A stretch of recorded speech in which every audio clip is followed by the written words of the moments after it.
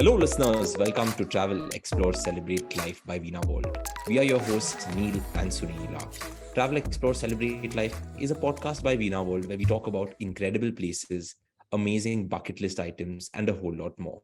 So, after a gap of, let's say, 10 days, we are back. Well, we've been on a world tour. I did a very unconventional itinerary that was going from Mumbai to Phuket, from Phuket, London, London, Dubai, and Dubai, Mumbai. Well, after all of this, it just felt like I was changing a lot of time zones. Sunila, you did a very interesting itinerary also. What was your itinerary like Mumbai to Mumbai? Neil, so I started off with London. I went to London. I was there for almost a week. There is the word travel market. It was so nice to be back there. This is the words. It's actually where the world meets, I would say. So we met our partners from all around different places, all around the world. And we also had the Veena World stand there because we also do incoming into India. So we were promoting holidays into India and we met so many people out there. So it was really amazing. You were there with me, and we really know that after 3 years to go back and meet everybody was fantastic. And everybody's upbeat. The whole world is waiting for all the holiday makers and tourists. So that was something amazing. After London, I went to Philadelphia and I was there for a week. And after that, I went to Boston. I was there for a few days and then I came back. So it was a long, long, long trip for me as well. Well, two trips to the US this year for you, right? Like that must have been a very different Yes, thing. But I yes, think the overlap for both of us was London. And yes. we've been to London many times. So, listeners, that's why this week the theme is London. And we are going to talk about quirky things that you can do, secret things that you can do, and also many touristy things that you can do. London is a place where I have visited London many times. My wife Heta has lived there, and Sunila also actually has lived there for close to more than a year or a fair bit, right? So, Sunila, let's dive deep into our episode. Let's actually talk about how we celebrate life in London. Now, when we talk about London, if you meet a seasoned traveler or a first time traveler, they will have different experiences of London. And London is one place in the world where you see all seasons, but you can Mhm. see everything that whatever type of traveler that you might be. You might be a traveler that is interested in history, you might be interested in culture, food. You can have a whole lot of different experiences, but a lot of this can also become overwhelming. And as a result, I think let's just list down a few things that could be touristy, a few things that feature on both of our lists. So as we always do when we do these listicle Mhm. episodes, as I would call it, you name one, I name one, and like we can just go about doing that over the next 30 minutes. So what's first on your list? What like when you go to London, you're like, okay, I want to go here. Neil, when we speak of London, I always feel like, we could write a book on it or we could just go on having a series of episodes. But I would like to start with something we experience right now when we went. And that's something, a lot of our guests also experience when they travel with Veena World right now.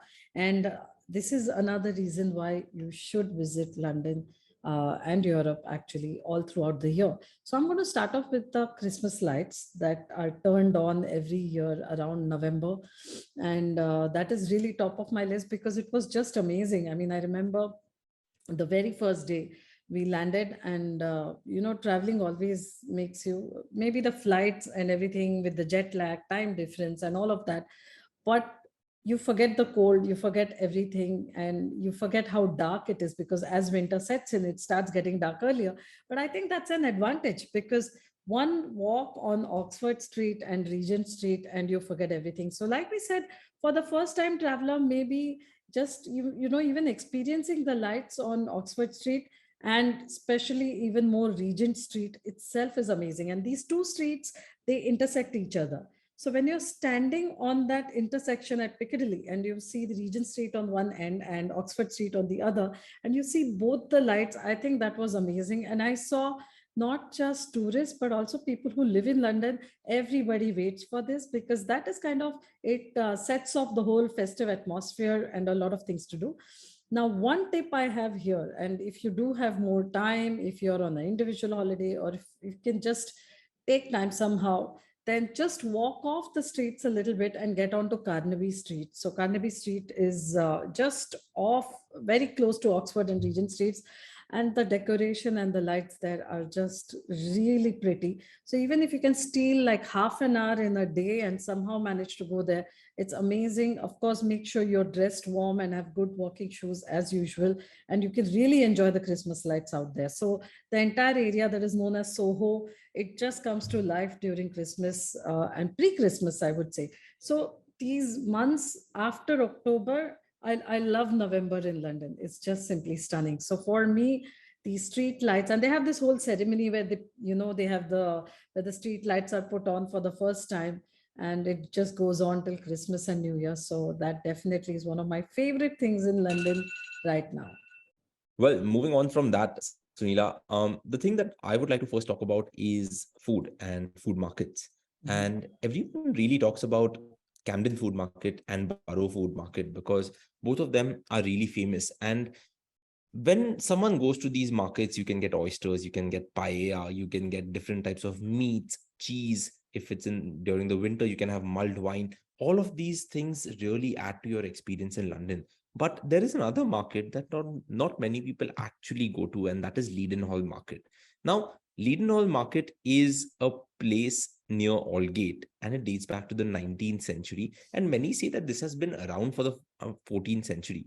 So if you go to the Leadenhall Market, you will see the location to be very familiar to you, and that's Mhm. one of the reasons for that is actually that many films have been shot here. That's why they often say that if you're going to Leadenhall Market, carry your DSLR cameras, because um, the camera, like the photos that you'll take over here, will really remind you of different things. And Harry Potter was one of the Harry Potter films has been shot over here, so that is something that I would definitely recommend. And along with Leadenhall Market, there is another market that I would say, and that is Spitalfields. Like Spitalfields is a place where if you're a foodie and if you really like your street food, you should definitely go to this trendy market because you get different types of food. And I'm someone who doesn't like food courts, and I think you also don't like Mm. food courts. Yes. But the food markets in London, although they may seem like food courts where you can get different types of cuisines everywhere, don't you agree that they are a little different? They give you that the vibe of a place. Like, what do you think? I think it feels more like a community or a village, yeah, something like that. I don't know exactly how to put it into words, but it doesn't feel just like a food court where it doesn't feel very commercial, I would say. Like it's not like some big brands that you see everywhere and they're all serving you the same things. I think the chefs and the ones that run the bars in these small little food markets, they bring a lot of individuality to it. So it feels very personal in that sense, because they are like small stalls. There may be a lot of them are owner driven, a lot of them are with different chefs, and they serve slightly different food from what you would see in the food market. So I really agree, Neil. And I remember we went to a few of the food markets together, and you can actually do a food market tour, and it is quite filling because there is so much to look by. And also one aspect here, Neil, don't you feel, is that you taste a few things and then you can actually buy a lot of things there as well. It's not just like a food court where you go eat something or take a takeaway and walk away. Here you eat, you taste, and then there are some stalls maybe selling the mushrooms, selling truffles, selling oils, selling olive oils or just olives or so many different things. So you can eat and then you can shop as well. So that does You set know, the food it's markets like playing the apart. reverse Uno card, where it is often said that Indians take achar and pickles and everything in their bag Yeah. when they're leaving from India. But when you visit these markets, you can get Mhm. the achar, which is your truffle oil and everything, back into India. And that is something like, I often like to go and check out many of these different homegrown sauces, Mm. marinades that they Yeah. have, which you won't get at supermarkets, not only in India, but anywhere in London. So these markets really become famous. But after this trip to London, I would also give this tip where try to avoid these markets on the weekend, especially Yes. Camden and Borough Market, because they get very crowded. Like I like oysters, but I saw the line for oysters and I just decided, by the time I get there, it's gonna be 40 minutes and I'm not gonna enjoy them. So leave them aside. So it's always good to one, avoid them on the weekends, but also don't go too late in the day Yeah. because by then everything is over, right? So that's something. Then there is also a place called Brick Lane, and Brick Lane is a place known in London for its curry houses and curry restaurants, but there are many restaurants that have come over here. There is trendy food. There are many like award-winning restaurants that you will find. And when you're in Spitalfields and Brick Lane, they often say this is the part of London where like there are inferences of Jack the Ripper. So you can do all of the Jack the Ripper tours and all history tours around London, like about the history of London over here. But one question I have, Sunita, when you're traveling around London, what app do you use? Honestly, Neil, I don't use any app when I'm traveling around London, but the London transport system does have an app and it's really quite useful.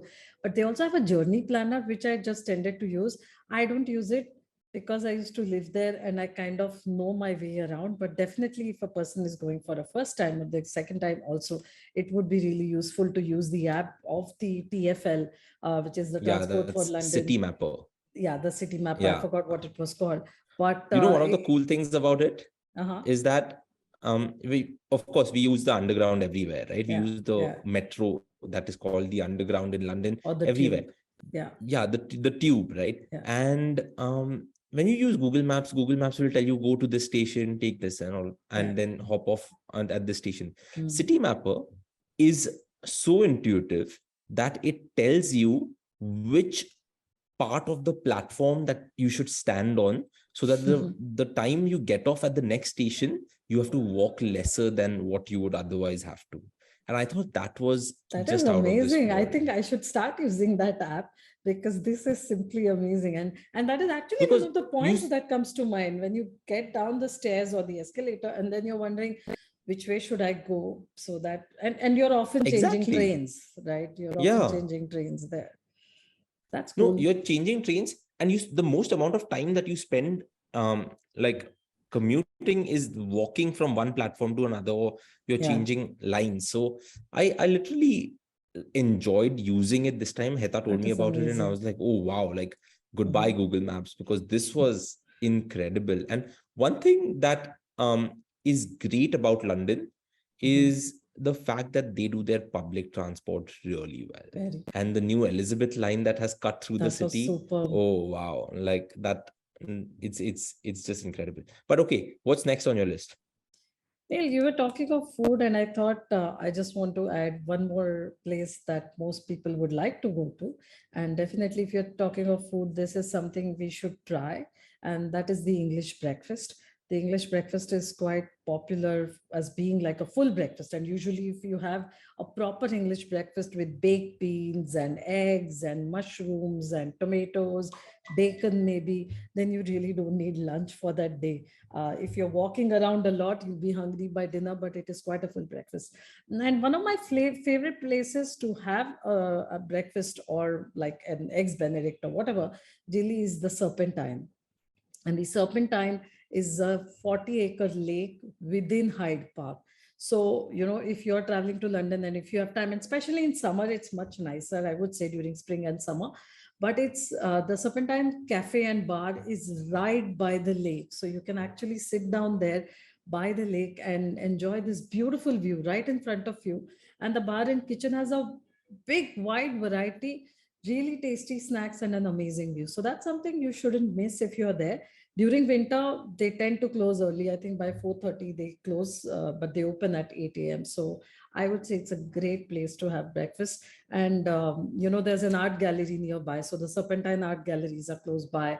Kensington Palace, where Princess Diana used to live, is also nearby. And you could keep walking all across in Hyde Park. So I would say, like, go in there, have your morning walk, do your exercise, whatever. And then when you're hungry, sit down by the Serpentine, if not for anything else, at least a coffee or the British tea, and really enjoy the view and the meals. So that's something definitely on my list. One question: Hyde Park and Kensington Gardens, are they connected, or like can you walk through all of them? Yes. Like So both of them? one part of the Hyde Park kind of starts at Marble Arch, and then you have what was the Hyde Park corner, or you have an underground there as well. And then you have the Speaker's Corner, where traditionally, I'm not sure if people are still doing it, but every Sunday at the Speaker's Corner, anybody could go and speak anything they wanted to. And if you're interesting, maybe that was like, a podcast that time, like standing there and speaking to people. You take a stool with you or whatever and just talk, as long as you're not insulting anybody and you're not speaking about the royalty or the government, you could talk. So that is one part of it. Then you of course have this big lake called the Serpentine in between, and it ends by High Street Kensington on the other side. So you could actually just walk the other way. So and that kind of brings me to where to stay in London. And I would say for me, anywhere around Hyde Park usually works well. So on the one hand, you have Bayswater, and close to that is Paddington. And Paddington really connects well with everything in London. Like we've seen the Elizabeth line, Bakerloo line. It connects to a lot of train stations. It also connects directly to Heathrow. So if you're coming by, you don't want to use a taxi or something, you can get off at Heathrow, take the Heathrow Express, and come straight to Paddington. So I think Paddington really works as a good place, but you have Paddington and Bayswater on one end, Kensington on the other, and Marble Arch and Oxford Street towards Edgware Road on the other side. So I feel if you're in doubt, just select somewhere around Hyde Park and you'll find. There's also this thing that I often do when I'm in London, and you will say that, okay, Neil, you've been to London so many times, why do you have to do it? But a visit to the London Eye, the Big Ben, Yes. and just that surrounding area where the Palace of Westminster is, I like to walk around that, because often, of course, the Big Ben is under construction now, and they say that you won't be able to see it how you've seen it in pictures for a while. But I really like taking a time lapse going from one side of the themes to the other, where generally people go and just click a photo. But one tip I'll give you is that if you just keep the London Eye at the center of your frame and go from one side of the Thames to the other, you get a very nice time lapse. And like the weather in London is always pretty good. One question I had for you: London has a new attraction. Well, it's no longer new. It has been open for a while, but there is a Harry Potter attraction, and it's the Harry Potter Studios or something like that, right? Did you get a chance to visit it with Sarah? Yes, Neil, it's not really in London, but yes, you can easily do it as a day trip from London. So this is the Warner Brothers Harry Potter Studios. And in fact, I went there with Sarah and Raj, and three of us really had a great time. It was fun to go there with the children. And I think if you're a Harry Potter fan, you have to go there. One thing to keep in mind really is, and of course, a lot of people on our tours as well, they get to visit and they get to see that as well. But they are really busy because it is very, very, very popular. And even if you go and open the website, it says clearly must be booked in advance, because now they have time slots and you will be given a particular time slot and you must enter only during that time. But it's amazing. I mean, it really takes you into the world of Harry Potter. In fact, all through the UK, a lot in in Scotland, in Edinburgh as well, but even at King's Cross Station in London and other places, you are reminded of Harry Potter everywhere. But here, the sets are amazing. So you actually enter and you can, step into the Great Hall, the Forbidden Forest, and the Dragon Alley. All of that, those sets are right there. And you can see the authentic props that were used. You can have costumes. Kids I saw were using the wands and, trying to reenact Harry Potter all over again. So it was great fun. In fact, at the end of the tour, there's this big queue to try the butterbeer that is, quite popular with all the kids and stuff. So it's a great experience. Definitely, at least keep half a day for that. Okay, that's pretty good. And when it comes to shopping, what are your go-to places to shop? So I think everybody loves shopping on Oxford Street, and you have all the popular brands that you can think of. So name it and you have it. Of course, this time around when I went, I saw that a lot of the shops are kind of going through renovation with the last 3 years and things. So things may not be open, but a typically British store would be John Lewis. And that was so busy. And at this time of the year for Christmas, it was really, really busy. Few places I would really love to mention. One place is Liberty of London. The structure itself looks like one of those timber houses that were made, and it's quite historic. So that is definitely something that you should try and visit.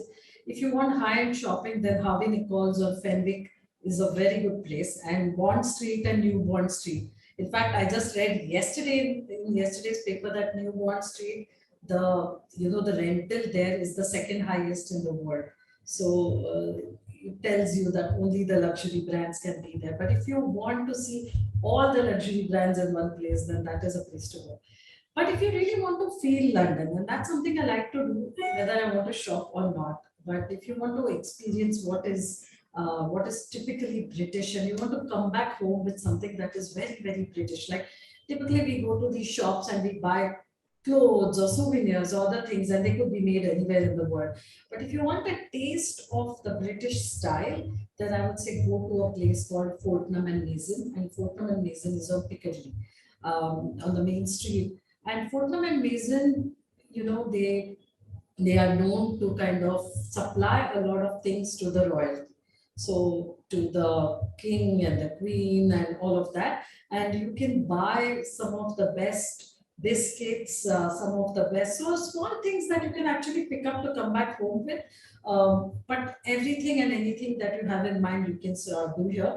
Another thing to really do here is also have the famous afternoon tea. So actually, I'm going to speak about that because that was next on my list, is to try and experience a taste of the afternoon tea.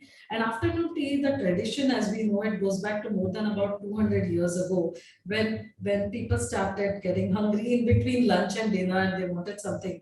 And it's said that the Duchess of Bedford, she invited her friends over for tea and a light refreshment and at Woburn Abbey, and then it became so popular and everyone started talking of afternoon tea. So typically when you have afternoon tea, it comes in this stand which is 3 tiers, and you have sandwiches in one, you have scones and clotted cream and some jam that goes in the other, scones and tea and cakes or other stuff, so small things. So it's actually quite filling. I don't know how they have it between lunch and dinner, because for me that is almost like dinner itself.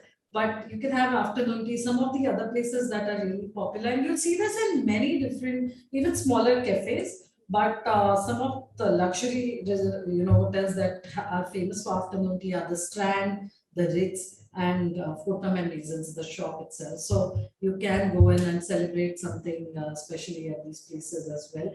But book first before you go, because it's so popular. And if you're there on a holiday, you don't want to go there and not be able to experience that. So pre-book it, and definitely you can go in. Speaking of pre-booking something, I would say that like mini golf over food and drinks is something that people have started doing in London all over. There's Putt Shack and a few other mini golf places. And we have done that. And we have done, of course, at an outdoor venue. But like Westfield Shopping Center has one. And they are like very unique. It's like, of course, in Mumbai, we have Smash and all of these arcade games.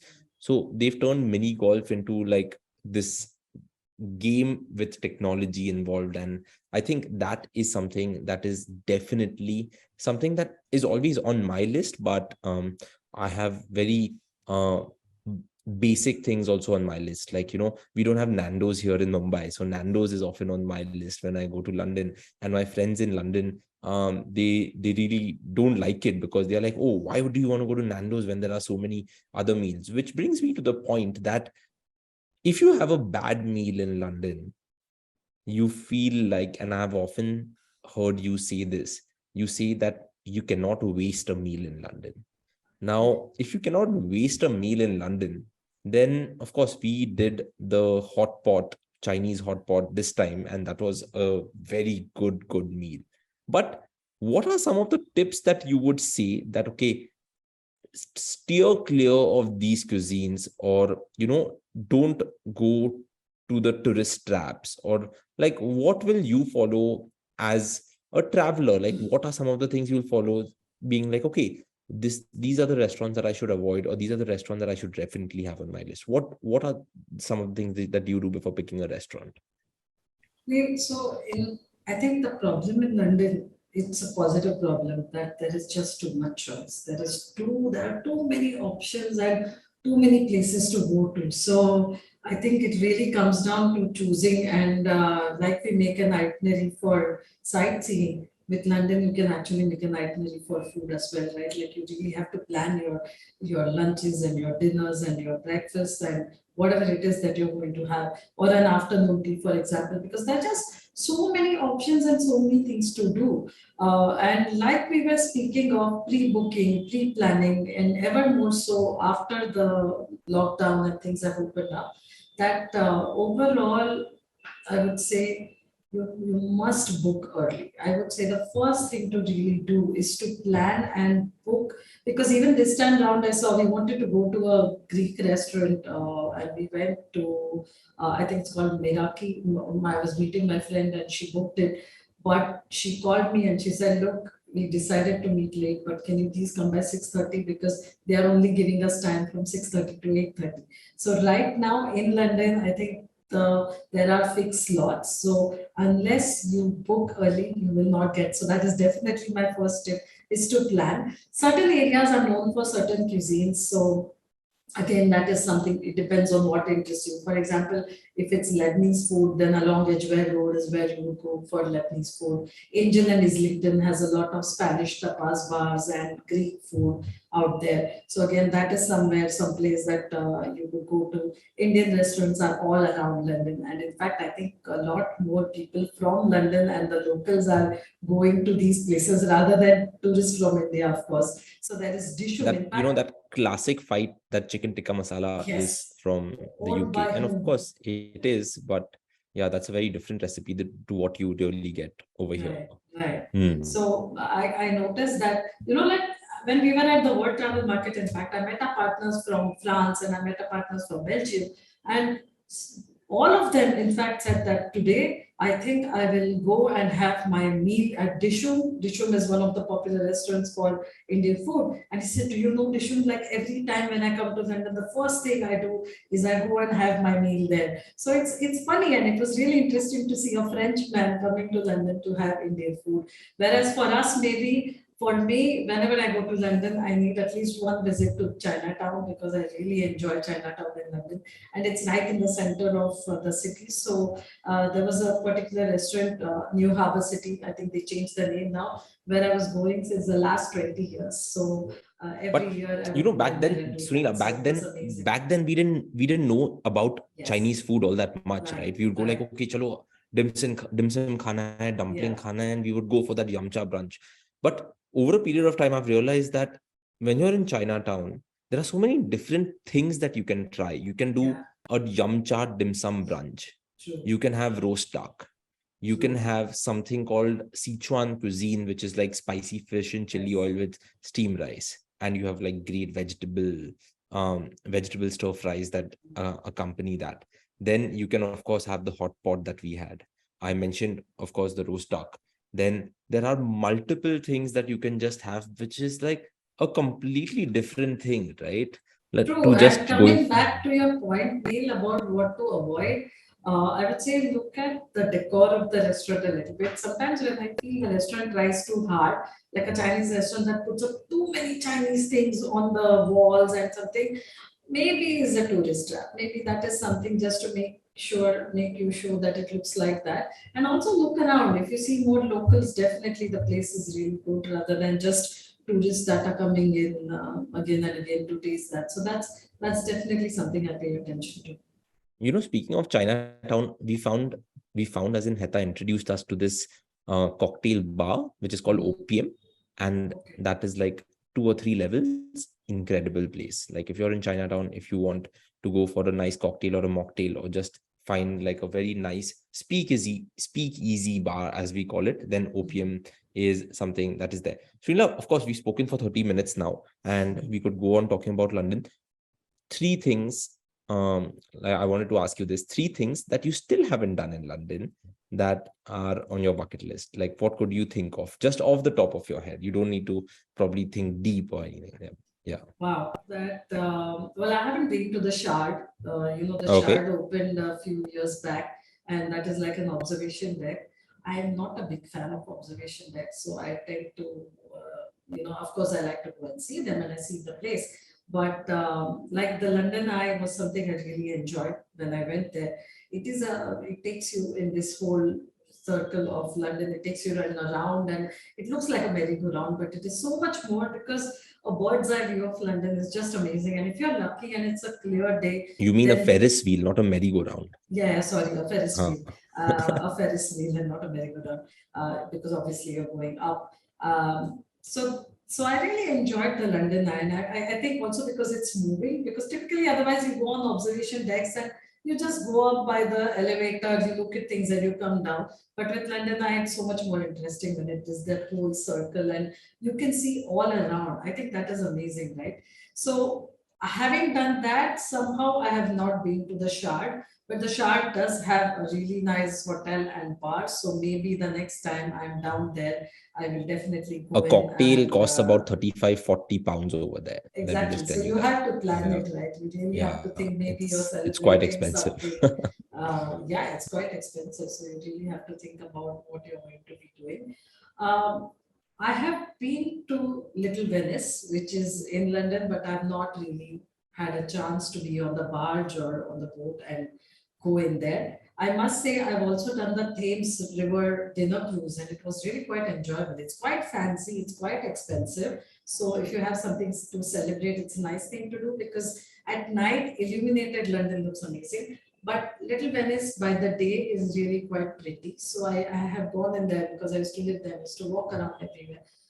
So I did go there, but I've not stayed overnight on the barge or even been on the barge in Little Venice. So again, that is something I've missed. And even though I've managed to see a lot of museums like Victoria and Albert Museum, I've been to the National Gallery, and a lot of these are actually free, like the Serpentine Gallery. These are all free museums. You can just step in and see. I have not been to the British Museum to date.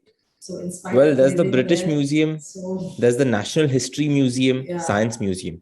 They have to be on your list. yeah, Like, I've done all the others except the British Museum till now. So again, there is that. There's always something to go back and do. So I think, I'm sure there's so many other things I haven't done, but these were three things that came to mind. But I know that you had a similar list to me, didn't you? Like there were a lot of things that you still want to go back and do in London.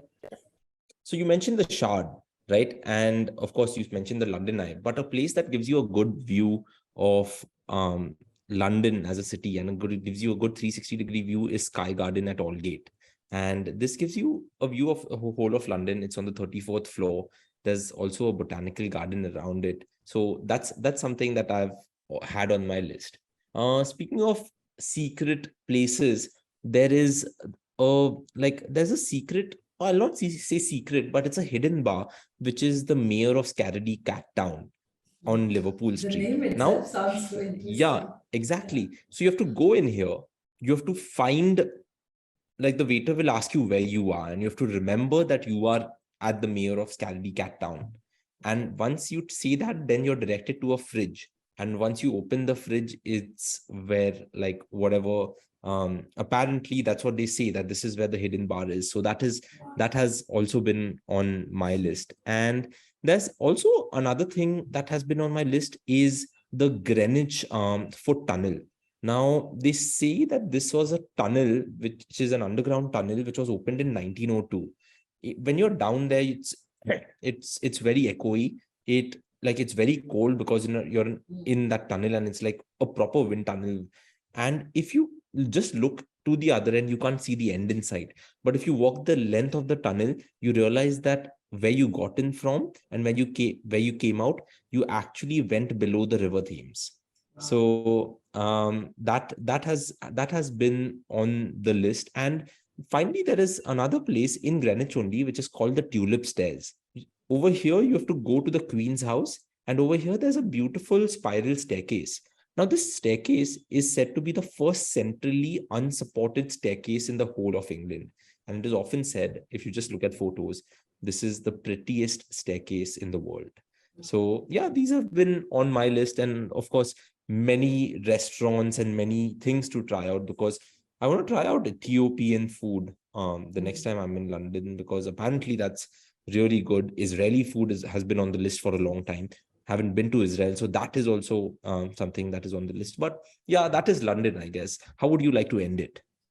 No, I just want to say that how many ever times you go, there's always something to see and do in London. So, like you were saying, one thing that always attracts me, and I feel like a little child, is to drive over Tower Bridge.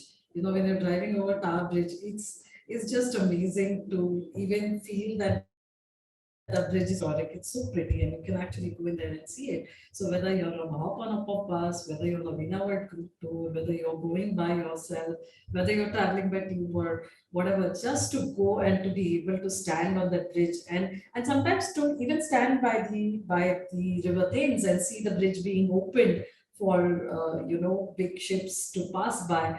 I think that just brings out the little child in me, and I love that. And the Tower Bridge and its story. So that entire area in the evening is so pretty, and like you said, to walk along the Thames, that's something special. So how many ever times you go there, this city always has something. And Neil, you've given us a whole list of things to do, which is new. So definitely, I think I'm already preparing my next list for my next visit to them. Yeah. Awesome. I think that's a good point to end on. So listeners, thank you so much for tuning in to this week's episode of Travel Explore Celebrate Life by Veena World. We are signing off. We'll see you next week. Have a great week ahead and keep celebrating life. Bye-bye.